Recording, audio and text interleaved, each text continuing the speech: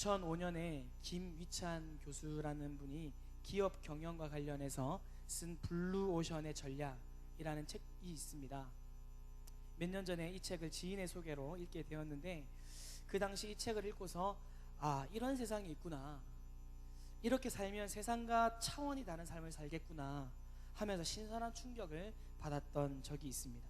그 책의 내용을 간단하게 소개를 해드리겠습니다. 우리가 살고 있는 세상에는 두 가지 영역이 존재한다고 합니다.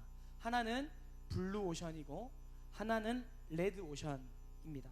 블루오션은 현재 존재하지 않는 모든 산업, 즉 아직 우리가 모르고 있는 시장의 공간을 말합니다. 레드오션은 블루오션과 반대되는 개념인데요, 오늘날 존재하고 있는 모든 산업을 뜻하고 현재 시장에 알려진 모든 공간을 뜻합니다. 즉 한정된 시장 내에서 치열한 경쟁, 치열한 정쟁을 뜻합니다. 레드오션은 한정된 공간이기 때문에 한정된 경쟁을 할 수밖에 없는 거죠. 예를 들어서 여러분, 저는 초코파이를 좋아합니다. 초코파이 시장은 사실 오리온이 최고죠. 먹어보신 분은 아시겠지만 오리온을 따라올 수가 없습니다. 그 후발주자가 혹시 아세요? 롯데, 혜태, 가나 등등이 있습니다. 혹시 관련된 분들 안 계시죠? 이 회사들은 한정된 시장에서 살아남기 위해서 가격을 낮추는 방법을 선택했습니다. 마트 가서 여러분 비교를 해보시면 아시겠지만 오리온 초코파이보다 롯데가 싸고요, 롯데보다 혜태가 쌉니다. 가나 초코파이는 안 돼서 군납품으로 판매를 합니다. 한정된 공간 안에서 오리온이 워낙 시장을 장악하고 있다 보니까 마지막 후발 업체들은 살아남기 위해서 경쟁을 합니다. 이것이 레드오션의 경쟁입니다. 숨막히는 치열한 전쟁이라고 할 수 있습니다. 하지만 블루오션은 한정된 시장이 아닙니다. 아직까지 무한한 시장, 즉 개척되지 않은 영역이 블루오션입니다. 이 책에서는 미개척 시장이라고 말을 하더라고요. 경쟁자가 없는 새로운 시장의 개척을 뜻합니다. 경쟁자가 없기 때문에 당연히 경쟁이 없는 것, 이것이 블루오션의 특징입니다. 냉장고도 마찬가지입니다. 대표적인 가전 3사, 삼성, LG, 대우, 이 세 가지가 3사잖아요. 이 대표적인 브랜드가 우리나라의 4분의 3 이상을 장악하고 있답니다. 다른 회사 냉장고가 다른 부분을 개척할 수 없게 모든 것을 다 구축해 놓았습니다. 대단합니다. 그런데 다른 회사에서 냉장고를 만들겠다 이렇게 말을 했습니다. 사람들은 당연히 미쳤다, 절대 불가능하다고 말했지만 이 회사는 가전 3사에서 만드는 냉장고가 아니라 아주 독특한 냉장고 시장을 개척을 했습니다. 그래서 탄생한 게 아시겠지만 김치 냉장고입니다. 기존의 냉장고 시장을 건드리지 않고 새로운 냉장고 시장을 개척한 거죠. 물론 저희 집은 아직 김치 냉장고가 없어요. 없습니다만 요즘 대부분의 가정마다 일반 냉장고 외에 김치 냉장고를 따로 두지 않습니까? 얼마 전에 제가 냉장고를 부탁했고 그것만 제가 봤는데 션 보니까 어마어마하더만요. 김치 냉장고만. 그런 것을 볼 때 대부분의 집 가정에서는 김치 냉장고 하나씩 이제는 좀 구비하는 그런 추세인 것 같습니다. 자, 이 김치 냉장고는 소위 대박이라는 것을 쳤습니다. 어마어마한 히트 상품이 된 거죠. 더군다나 김치가 세계화가 되면서 이 김치 냉장고 역시 덩달아서 대박이 났습니다. 이것이 블루오션이라는 겁니다. 여러분 레드오션에서 경쟁하시겠습니까? 아니면 블루오션에서 새로운 경쟁을 하시겠습니까? 아마 많은 사람들이 이러한 새로운 시장에서 자신만의 기술을 개발하려고 노력할 것입니다. 이 책을 읽는 내내 그런 생각을 했습니다. 그러면서 한 가지 느낀 점은 영적인 세계에도 블루오션이 있겠구나, 세상이 알지 못하는 영적 블루오션이 있겠구나 라는 생각을 했습니다. 오늘 본문에 나온 야곱은 기도의 블루오션을 경험한 인물입니다. 야곱의 삶의 이야기를 우리가 좀 더 나누면서 말씀을 보도록 하겠습니다. 여러분, 야곱의 인생이 얼마나 우여곡절이 많았는지 아시는 분은 다 아실 정도입니다. 성경에서 야곱의 이야기는 창세기 27장부터 등장을 합니다. 그런데 야곱은 한참이 지나고서야 창세기 32장에서 기도를 해요. 이전에는 기도를 안 하다가 이때 와서야 기도를 합니다.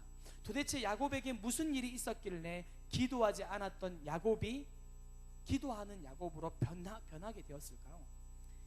야곱은 쌍둥이입니다. 형일까요? 동생일까요? 자, 이 말씀 듣고 계시죠? 자, 야곱은 형일까요? 동생일까요?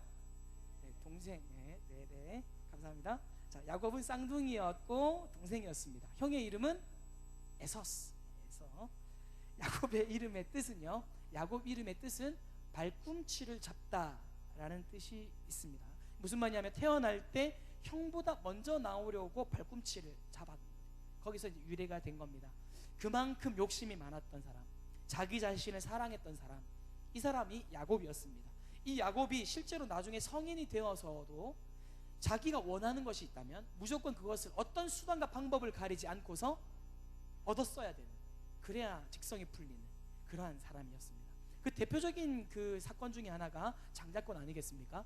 이 장자권은 장남이 가지는 축복권을 말하는 거죠. 당시에 장자권을 가진다는 것은 매우 큰 의미가 있습니다. 복의 주체가 되는 거거든요. 모든 좋은 것을 받는 것은 물론이거니와 그 좋은 모든 것을 자기 마음대로 할 수 있음을 의미하는 겁니다. 이 좋은 것 당연히 에서의 것이죠. 장남이니까. 그런데 그것을 지켜보던 야곱이요, 쌍둥이 동생이었기 때문에 더군다나 야곱의 성향상 어떻게든 그 좋은 것을 자기가 가지려고 했을 것이 분명합니다. 결국 어떻게 했어요? 야곱은 사냥을 막막치고 돌아와서 허기가 진 형에게 팥죽 한 그릇과 떡 한 덩이와 장자권을 바꿔치기 하게 됩니다. 더 나아가서는 나이가 많아서 앞이 보이지 않는 아버지 이삭을 속이게 돼요. 사기 쳐가지고 이 땅에 살면서 받을 수 있는 복은 모조리 받으려고 했습니다. 하지만 어디 그 길이 평탄하기만 했겠습니까? 형 에서가 이 사실을 모두 알게 돼요. 그래서 야곱을 죽이려고 했습니다.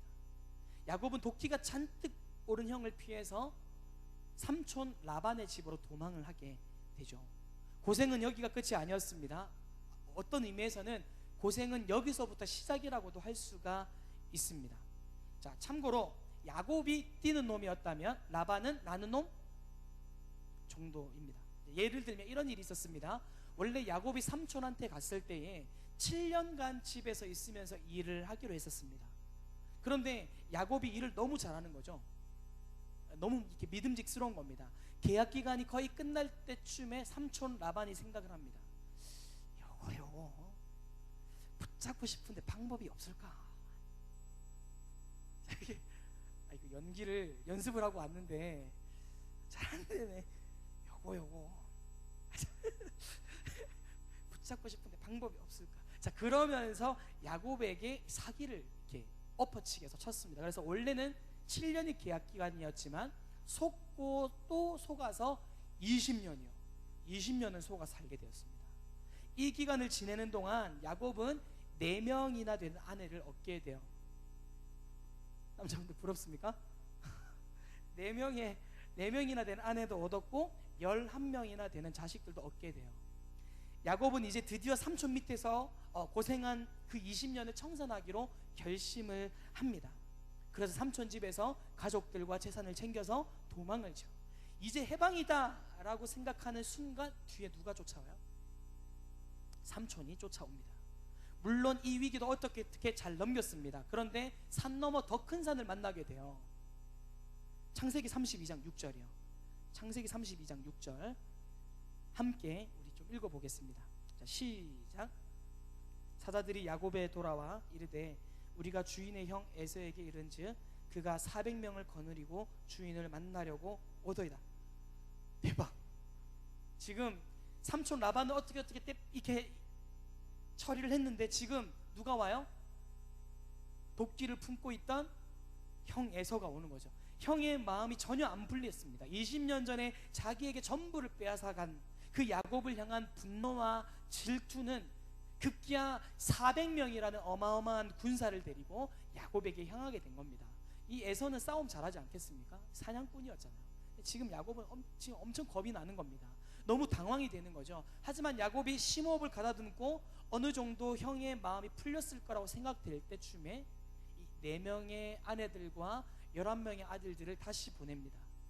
그렇게 식구들과 재산을 다 보내놓고 본인은 이제 다시 강으로 건너와서 불안해하고 어쩔 줄 몰라 하고 있는데, 거기서 하나님이 하나님의 사자를 보내주셔서 야곱을 만나주십니다. 24절이요 24절. 그토록 애절한, 지금 굉장히 지금 위태위태한, 당황스럽고 지금 막 이렇게 등에 식은땀이 나는 그런 상황 가운데 24절입니다. 함께 읽겠습니다. 시작.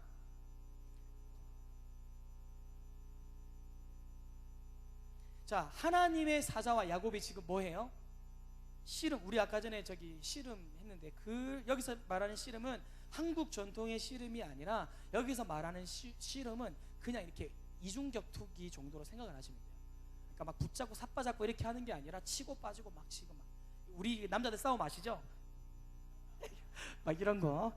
네, 저는 멋있게 싸웠습니다만 이게 다른 사람들 이렇게 싸우니까요. 자, 그냥 아무 생각 없이 지금 차이가 너무 간절하다 보니까 그 간절한 마음으로 매달렸다는 의미입니다. 기도할 때도 마찬가지입니다. 성향에 따라서 여러분, 우리가 참 이쁜 단어들 많이 사용할 수 있잖아요. 그 우리 교회 사역하셨던 우리 그 나중에 찬양 드림 찬양단 거기 가보시면, 교회 홈페이지에 거기 가보시면 2012년 13년도에 박상현 전사님이라는 분이 계셔요. 그분이 찬양 인도할 때 그 기도 앞에 이제 대표 기도를 하시거든요. 시에 시. 와, 진짜 기도를 이런 단어들을 쓸 수 있구나, 그런 생각이 들어요. 굉장히 감동을 많이 받습니다. 그런데 우리가 그런 단어들, 그런 뭐 이렇게 이쁜 단어들을 많이 사용해서 기도할 때도 있지만, 정말 막 다급할 때는 막 이쁜 단어들보다 주여, 주여 좀 아버지, 막 이렇게 할 때가 있지 않아요? 막 화려한 미사오구보다 그냥 주여 한마디가 굉장히 강렬한 임팩트가 있을 때가 있습니다. 오늘 야곱의 모습도 동일합니다. 이전에 사기를 치기 위해서 그렇게 치밀하게 계획을 짰던 사람이 지금 마지막 이 형 에서 앞에서 완전히 무너진 거예요. 어떻게 해야 할 줄을 모르는 거예요. 그저 지금 하나님의 사자 붙드는 거 말고는 다른 계산이 떠오르지 않는 겁니다. 어떻게 되었을까요? 이 씨름이요, 날이 새도록까지 이어집니다. 날이 새도록 싸움을 하다가 야곱이 포기할 기미가 보이지 않는 거예요. 그래서 내가 졌다, 이제 나 좀 보내달라, 이렇게 천사가 이야기를 합니다. 야곱은 허벅지 관절이 부러졌음에도 불구하고 이야기합니다. 나한테 축복하기 전에 절대 못 가요. 네. 그러니까 죽을 힘을 다해서 붙잡았다, 이렇게 이해를 하시면 돼요. 절대 못 보내준다고. 그래서 하는 수 없이 27절과 28절입니다. 27절, 28절 함께 읽겠습니다. 시작. 그 사람이 내게 이르되 내 이름이 무엇이냐? 그가 이르되 야곱이니이다. 그가 이르되 내 이름을 다시는 야곱이라 부를 것이 아니요 이스라엘이라 부를 것이니 이는 내가 하나님과 및 사람들과 겨루어 이겼습니다. 자, 이렇게 축복을 하고 떠나게 됩니다. 참 재미있는 것은 서두에 말씀드렸듯이 야곱은 창세기 27장부터 나오는데 27장부터 아무리 찾아봐도요, 야곱이 기도하는 장면이 보이지가 않습니다. 읽다가 보니까 32장에 들어와서 야곱이 기도하는 장면이 나옵니다. 형한테 사기치고 생명의 위협을 느낄 때도 야곱은 기도하지 않습니다. 외삼촌 라반의 집에 가서 20년 동안 삼촌의 속임수에 당해서 종살이를 할 때도 기도하지 않습니다. 언제 기도했을까요? 에서가 20년 동안 이를 갈고 너를 기다리고 있었다. 오늘 너를 만나면 가루를 내어서 그 가루를 강에다 뿌리리라. 뭐 이렇게 작정하고 400명의 군사를 거느리고 야곱을 죽이기 위해서 군사를 데리고 올 때, 그때서야 기도합니다. 우리도 마찬가지입니다. 우리 삶을 들여다보면 우리의 힘으로 감당할 수 없는, 야곱의 힘으로 감당할 수 없는, 여러분, 에서의 문제가 반드시 존재합니다. 야곱은 스스로 감당하기 어려운 에서의 문제를 자기 스스로는 어떻게든 해결할 능력을 가지고 있지 않았습니다. 사람에게는 누구에게나 에서의 문제가 있습니다. 누구에게는 가정의 에서가 있고, 누구에게는 물질의 에서가 있고, 누구에게는 관계의 에서가 있고, 누구에게는 질병의 에서가 있습니다. 내 힘으로 감당할 수 없는 에서의 문제들이 사람마다 다 자리 잡고 있습니다. 이 에서의 문제는 우리의 힘으로 해결될 것들이 별로 많지 않습니다. 그렇다고 해서 이 문제를 뭐 사람의 조언, 또 사람들과의 회의, 시대의 흐름으로 바라보면 그 문제는 해결되는 것이 아니라 오히려 더 꼬여서 줄줄이 비엔나처럼 더 많은 문제가 보일 때가 더 많습니다. 여러분, 주변과 비교하지 말고, 과거와 비교하지 말고, 지금 현재 여기서 나에게 집중하시는 하나님의 시선을 우리가 바라볼 수 있어야 합니다. 즉 에서의 문제보다 하나님의 전능하심을 바라보아야 합니다. 에서를 무서워하는 것이 아니라 전능하신 하나님을 두려워해야 합니다. 이제 야곱은 그 씨름했던 장소를 하나님의 얼굴을 보았지만 죽지 않았다는 뜻으로 뭐라고 했어요? 브니엘이라고 명명합니다. 에서라는 거대한 그런 감당하지 못할 여러분 문제가 있으십니까? 우리가 일어나서 브니엘의 자리로 나아가기를 원합니다. 3년 전에 있었던 일입니다. 지금 4년 전이네요. 4년 전쯤에 있었던 일입니다. 목동에 있는 제가 산돌교회에서 고등부를 담당하고 있을 때였는데, 제자 중 한 명이 체육과 관련해서 공부를 하고 있었습니다. 농구 대회에 나가면 1등 말고는 해본 적이 없는 친구였습니다. 키가 188, 힘과 유연성을 동시에 가지고 있는 정말 아랍인처럼 생긴 친구입니다. 이 친구는 주변에서 다 기대를 했던 친구였습니다. 그런데 고2 때 같이 이제 몽골 선교를 가서 그 친구들과 같이 농구를 하다가 발목 부상을 당하게 되어서 줄곧 슬럼프에 빠졌습니다. 그래도 공부하면서 운동하면서 잠을 줄여가면서 주일과 예배는 절대 포기하지 않겠다라고 하면서 많이 울기도 울었죠. 여러분, 188짜리가 저한테 안겨서 운다고 생각을 해보십시오. 깜짝 놀랍니다. 진짜 정말 안쓰러웠습니다. 그렇게 컨디션을 회복하는 중에 실기시험을 2달 앞두고 부상당했던 발목을 한 번 더 다치게 되었습니다. 이 친구가 너무 실망이 큰 거예요. 새벽 기도도 하면서 정말 하나님이 주신 비전을 위해서 달렸는데 계속해서 뭔가 막히는 듯한 느낌이 들었던 겁니다. 사실 뭐 기도 말고는 제가 해줄 수 있는 게 없죠. 수능을 평소보다 100점을 더 높인 상태에서 원하던 대학에 가려면 실기만 안정권에 들어오면 된다, 뭐 이런 이야기를 저한테 했습니다. 그런데 실기 시험 바로 전날 발목에 무리가 또 오기 시작을 한 거예요. 이 친구가 뭘 할 수 있었겠습니까? 그저 하나님이 주신 비전이니까 책임져 주시겠지 하면서 저한테 기도하면서 또 이렇게 우는 거였습니다. 그런데 시험 당일날, 실기 시험 당일날 문자가 한 통 왔습니다. 전사님, 큰일 났습니다. 비가 와서 제가 자신 있는 장거리 달리기 시험이 없어지고 가장 자신이 없어서 거의 포기하고 있던 멀리뛰기 시험으로 대체되었습니다. 전사님, 저 지금 너무 힘들어요. 기도해 주세요. 문자를 보는 순간 눈물이 쏟아졌습니다. 얼마나 고생했는지 제가 알기 때문에. 얘가 사실은 오토바이 도둑질하고 이렇게 다니는 친구들 있잖아요. 그런 친구였거든요. 사람들 막 괴롭히고, 제가 이 친구 때문에 부모님 못 불러가지고 제가 경찰서도 가고 제가 막 그랬거든요. 그런데 이 친구가 예수님 만나서 완전 변화되고, 지 친구들 교회 다 데리고 오고, 교회 다니고 온 애들이 막 무서워서 교회 못 오고, 막 그런 비전도 그런 쪽으로 막 이렇게 이제 세우는 거예요. 정말 잘 살아보려고, 정말 자기가 만났던 그 하나님 앞에 부끄럽지 않은 삶을 살려고 이 고등학생 조그만 애가 하루에 2-3시간 자면서 바닥에서부터 끌어올렸는데 이렇게 무너지나 싶어서 너무 마음이 아픈 거예요. 그래서 제가 더 간절한 마음으로 기도를 했었습니다. 하나님의 뜻을 보여주십시오. 하나님의 뜻을 보여주십시오. 시험이 끝나고 그 친구에게 전화가 왔습니다. 막 울어요. 그래서 아차 싶었습니다. 아유, 재민아, 괜찮아 수고했다. 아유, 그 정도면 잘했어. 그 친구 이야기합니다. 전도사님, 시험 치는데 하나님을 봤어요. 그래서 제가 속으로 이 새끼 미쳤나 지금 하면서 뭐라고? 이랬는데 그 친구가 하는 말, 멀리뛰기는 포기하고 하반기는 아예 연습도 안 했는데 뛰는 순간 누가 위에서 잡아당기는 느낌이 들었다. 턱걸이도 이렇게 힘들다고 막 보통 이렇게 막 하는데 막 자기는 그냥 계속 그냥 꾸준히 그냥 했대요. 근데 그만 이러면서 멀리뛰기도 시험 치는 애들 중에서 가장 멀리 뛰었다고, 제일 잘 뛰었다고 펑펑 울면서 전화통화를 했습니다. 지금 성균관대 4학년 재학 중이고 부전공으로 경영학을 하면서 ROTC를 하고 있습니다.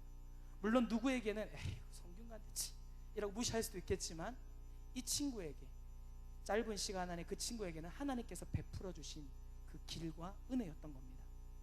여러분, 우리에게 이런 어려움들은 너무나 다양해서 말로 다 못합니다. 그런 웅덩이, 그런 절벽, 그런 비들은 우리에게 늘 도전해옵니다. 이런 상황들을 왜 나에게 주셨는지 불평이 되고 또 낙심이 되겠지만, 우리는 이 상황 가운데 하나님께서 우리를 기도의 사람으로 만들어가고 계심을 믿고 나아가야 합니다. 우리의 삶에 찾아온 에서가 나를 죽이기 위함도 아니고 나를 망하게 하기 위함도 아니라, 하나님은 나를 기도의 사람으로 만들기 위해서 내 삶에 에서를 주셨구나 라고 생각을 하며 나아가야 합니다. 여러분의 인생에, 여러분의 가정에, 여러분의 학교와 직장에 에서가 있으십니까? 물질, 건강 혹은 관계에 에서가 있습니까? 하나님은 여러분을 지금도 기도의 사람으로 만들어가는 과정이라고 믿습니다. 하나님께서 우리에게 에서를 주신 이유는 우리를 죽이기 위해서가 아니라, 우리를 망하게 하기 위해서가 아니라, 우리를 기도의 사람으로 만들기 위해서 하나님이 준비하신 은혜입니다. 오늘 여러분의 삶에 에서를 만나셨습니까? 하나님 앞으로 나아가십시오. 내가 생각하고 싶은 대로 생각하도록 내버려 두어서는 안 됩니다. 더 나아가서 그 생각이 행동으로 옮겨지도록 놔두어서는 더더욱 안 됩니다. 내 뜻이 하나님의 뜻인 마냥 그렇게 행동해서는 안 됩니다. 여러분, 에서 앞에 쓰러지지 마십시오. 에서를 뛰어넘는 결단의 기도가 있는 저와 여러분 되기를 바랍니다. 말씀 맺겠습니다. 우리가 살아가야 하는 이 세상에서 어떻게 경쟁해야 하겠습니까? 내 생각과 맞는 몇몇 사람들의 소통된 생각, 아니면 세상의 수많은 논리들, 이런 것들은 서두에 말씀드렸던 것처럼 어떤 의미에서 레드 오션일 수 있습니다. 우리 그리스도인들만의 누릴 수 있는 영적 블루 오션은 바로 기도입니다. 하나님의 뜻을 묻는 기도, 바로 이 블루 오션으로 나아가기를 소망합니다. 우리는 좋은 대학을 나오고 실력이 있고 뛰어난 배경이 있는 사람을 하나님께서 쓰신다고 생각을 하지만, 하나님이 쓰시는 영적 원리는 기도입니다. 하나님은 기도하는 사람을 찾으십니다. 지금도 무릎을 꿇고 부르짖으며 간구하며 울며 금식하는 성도들을 찾으시며 그 사람의 기도를 사용하십니다. 마지막으로 말씀 한 곳을 더 찾아서 읽겠습니다. 요한복음 16장 24절입니다. 요한복음 16장 24절 함께 읽도록 하겠습니다. 지금까지 너희가 내 이름으로 아무것도 구하지 아니하였으나 구하라, 그리하면 받으리니 너희 기쁨이 충만하리라. 자, 여러분, 지금까지 너희가 내 이름으로 아무것도 구하지 않았다라고 말씀하십니다. 여러분, 내 이름으로 구한다는 말은 내가 하고 싶은 것, 내가 이루고 싶은 일을 소망하면서 바라면서 예수님의 이름으로 기도하는 것을 의미하지 않습니다. 이것은 오히려 비신앙적인 모습입니다. 예수님의 이름으로 구한다는 것은 나의 의지와 나의 욕심과 나의 자존심을 내려놓고 그 상황들 가운데 하나님께서 어떤 일을 나에게 하시는지, 내가 그 일을 통해 어떤 일을 하기를 원하시는지 그것을 알게 된다라는 의미입니다. 여러분, 기억하십시다. 내가 나를 위해서 생각하는 것보다 전능하신 하나님께서, 하나님이 나를 위해서 생각해 주시는 것이 우리에게 훨씬 더 유익합니다. 우리가 하나님의 뜻을 구할 때 구하라, 그리하면 받으리니 너희 기쁨이 충만하리라 라는 이 말씀을 경험할 수 있게 될 것입니다. 여러분, 앞뒤가 막혀있는 상황 속에서, 즉 에서를 두고서 기도했던 그 야곱의 심정, 야곱의 열정을 기억하면서 우리가 하나님의 뜻을 구할 때 씨름하듯 온 신경을 쏟아붓는 기도로, 그런 기도로 나아가면서 하나님의 선하심과 인도하심을 우리들 삶에서 직접 경험하는 저와 여러분 되기를 간절히 소망합니다. 기도하겠습니다.